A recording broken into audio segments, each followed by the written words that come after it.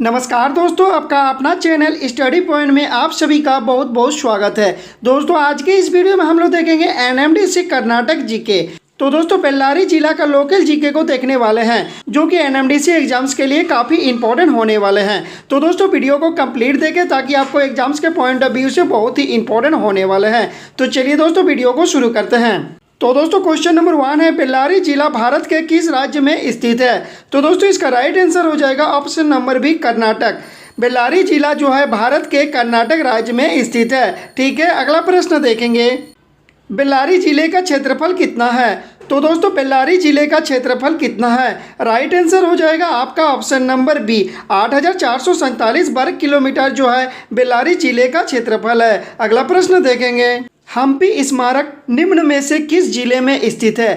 तो दोस्तों हम्पी स्मारक इनमें से किन जिले में स्थित है आपको बताना है। तो दोस्तों इसका राइट आंसर हो जाएगा ऑप्शन नंबर सी, बेल्लारी जिले में स्थित है हम्पी स्मारक। ठीक है, आपको याद रखना है। दोस्तों एनएमडीसी एग्जाम में बेल्लारी जिले से हमेशा क्वेश्चन पूछे जाते हैं। तो दोस्तों चैनल पर हुए तो सब्सक्राइब करके बेल आइकन को प्रेस कर दे इस तरह वीडियो की अपडेट के लिए। चलिए अगला प्रश्न देखेंगे।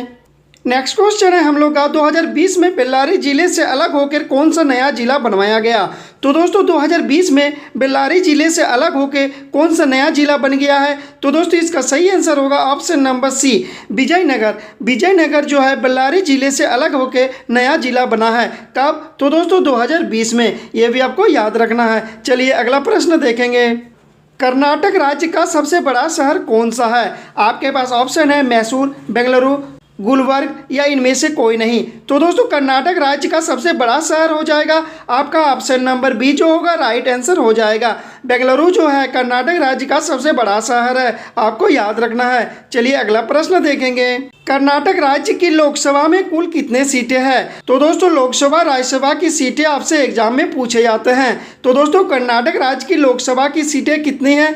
तो दोस्तों इसका राइट आंसर हो जाएगा ऑप्शन नंबर डी, यानी कि 28 सीट जो है कर्नाटक राज्य की लोकसभा में है। ठीक है, चलिए अगला प्रश्न देखेंगे, कर्नाटक राज्य की राज्यसभा में कितनी सीटें हैं? तो दोस्तों कर्नाटक राज्य की राज्यसभा में कितने सीटें हैं? तो दोस्तों इसका राइट आंसर हो जाएगा ऑप्शन नंबर ए, कर्नाटक राज्य की राज्यसभा में 12 सीटें हैं, आपको याद रखना है। चलिए अगला प्रश्न देखेंगे, कर्नाटक राज्य की विधानसभा में कुल कितनी सीटें हैं? तो दोस्तों इसका राइट आंसर हो जाएगा ऑप्शन नंबर बी, 225 सीटें जो है कर्नाटक राज्य की विधानसभा में है, आपको याद रखना है। बहुत ही इंपॉर्टेंट प्रश्न है।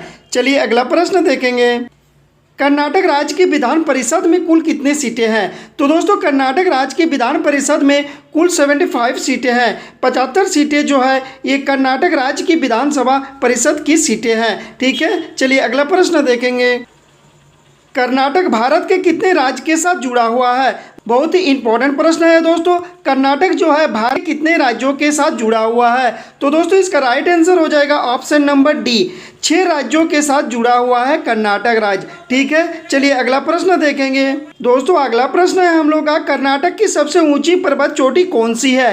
तो दोस्तों कर्नाटक की सबसे ऊंची पर्वत चोटी कौन सी है? इसका राइट आंसर हो जाएगा ऑप्शन नंबर ए, मुल्लियानगिरी जो है ये कर्नाटक की सबसे ऊंची चोटी है। ठीक है, चलिए अगला प्रश्न देखेंगे, कर्नाटक राज्य का गठन कब हुआ था? तो दोस्तों इनमें से आपको बताना है कि कर्नाटक राज्य का गठन कब हुआ था।